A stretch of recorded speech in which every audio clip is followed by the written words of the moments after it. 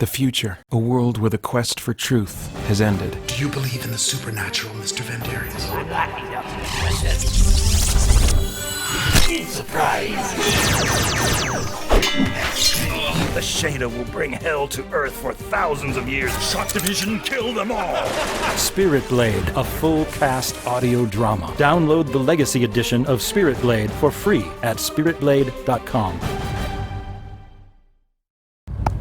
All right, buckle up. This car has a spoiler. Just got out of Sonic the Hedgehog, and yeah, I enjoyed it. I think in different ways than I thought I would, or more than I thought I would. I don't know. I guess I'll leave those general thoughts for the review. But let's jump to the spoilery stuff.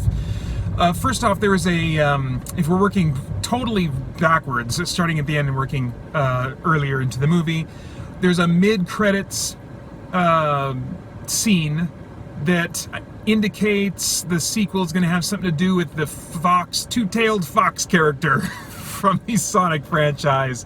It's going to be part of the story and has some urgent thing that he needs to find Sonic for.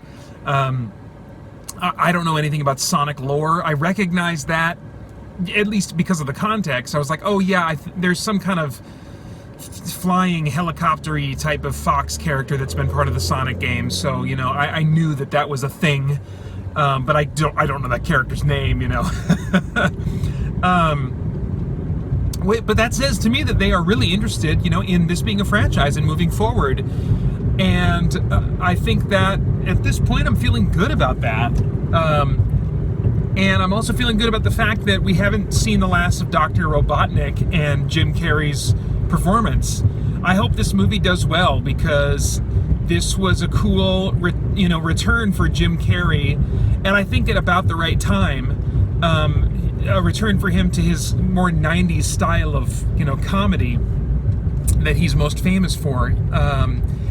And I assume in that last scene right before the credits started, where he's on the Mushroom Planet, that's closer to his classic video game look. That's just a guess, just because there was a vibe about it, and a very cartooniness about it, that I was like, that's got to be like his original or classic design or whatever, you know. I'm glad that that's how we got there, you know, because it would have been too much to use that design through the whole movie. But when you have him like on this mushroom planet on the other side of the universe, and he's all alone, and he's got the Rock, Mr. Stone or whatever, like that was his, you know, a right-hand man. Now he's made like a Wilson volleyball-esque stone sculpture head version of. I mean, he's clearly off his rocker. Like he's like the being transported across the universe and being all alone and with no supplies and stuff. I mean, he's lost his mind, you know. And so that works wonderfully to kind of make sense of this bonkers look where he shaves his head and lets his mustache just go totally crazy, you know, and it just makes perfect sense. And that's what I appreciated about a lot of this movie, is like, even though it was very much a kid's movie in so many ways, it still had moments, not as many as I'd like, but moments here and there throughout that kind of grounded it, you know, in people's reactions to him, like being panic and fear and freaking out, instead of just going like, oh, he's so cute or whatever. No, they like, initially the reaction for several characters is like, what the crap, you know. So yeah, so I like that. I think that's a cool setup for a sequel, which I would be interested in seeing. And then the climactic scene really kind of brought home some themes that maybe weren't, I mean, I think that they were, at least in a token fashion, intended probably in the writing, but maybe hit me stronger because I tend to, A, be looking for themes in the entertainment that I interact with, and B, just because of who I am and how those themes kind of hit close to home for me.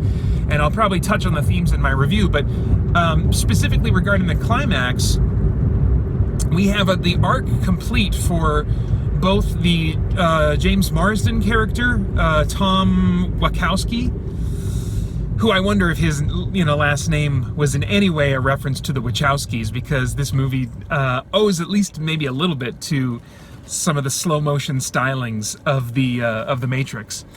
So I wouldn't be surprised. It might be spelled differently. It's certainly pronounced differently from how I've heard the Wachowskis' last name always pronounced. But anyway, so in the last scene, we see that Tom, the sheriff, has decided he's going to stay in the small town in Montana instead of taking a job in the big city of San Francisco, where there'll be more life and death stuff. And he comes to a place where he's less about, I need to go and achieve certain things, and more about, it's more important to me to care for and protect the people that I love that are close to me already, And that really speaks to me as a creative type, and I suspect will speak to a lot of geeks, because a lot of geeks are also creative types, who maybe are writing, aspiring writers or aspiring game developers or aspiring something,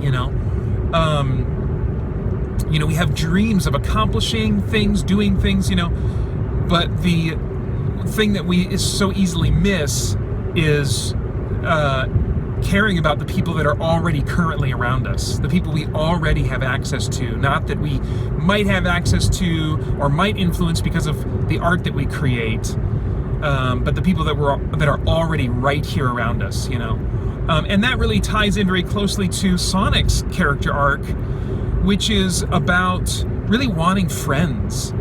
There's this scene where I doubt the writers anticipated the kind of effect it would have on someone like me, but Sonic in that baseball game is able to play every position on the field, on both teams.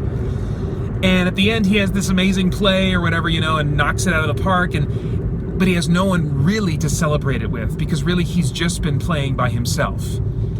He's just been kind of living in in a world of his imagination, and not really interacting with real people, And man, if that doesn't speak to the situation of, I think, so many geeks, I don't know what does, because we are so content to keep people at a distance and live in imaginary worlds. Or if we do interact with others, it's in a very limited way, like in online games or online relationships, that kind of thing, a very limited, safe way. But there's just not the same sense of friendship and living life with others as there is when you actually have real, local, in-person friendships, And so to see his power come about at the very end, when the James Marsden's character said over his presumed dead body, he was my friend. And that was like the last thing on his bucket list, was to make a real friend. Man, I'm almost choking up just talking about it. When he heard that was the world to him. And that, woke him up and unleashed his full potential, his power, And he said at the very end, I'm not going to use this power to run anymore. I'm going to use it to protect my friends.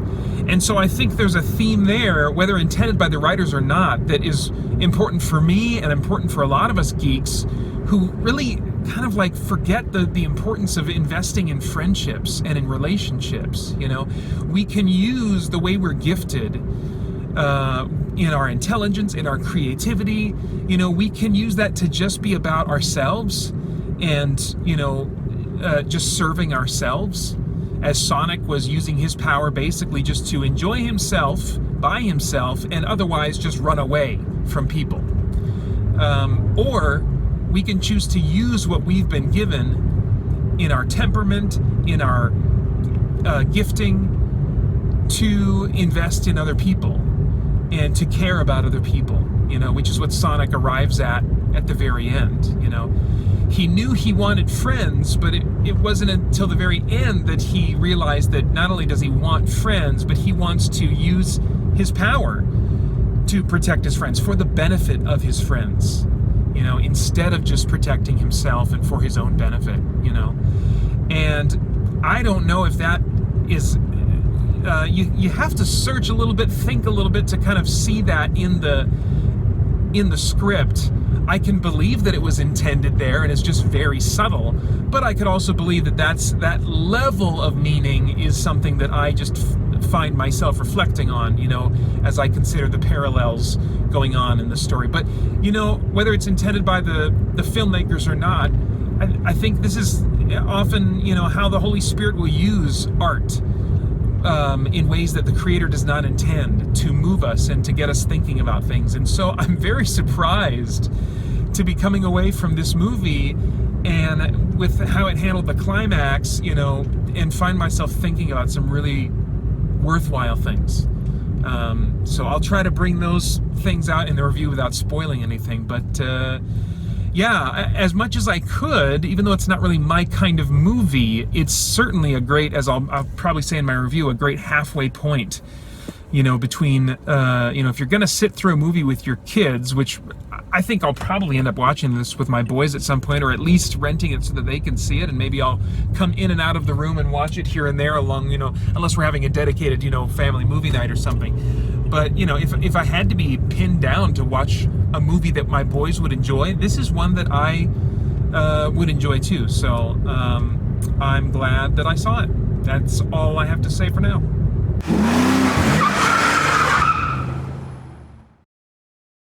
The future, a world where the quest for truth has ended. Do you believe in the supernatural, Mr. Vendarius? I'm not enough twisted. It's a prize.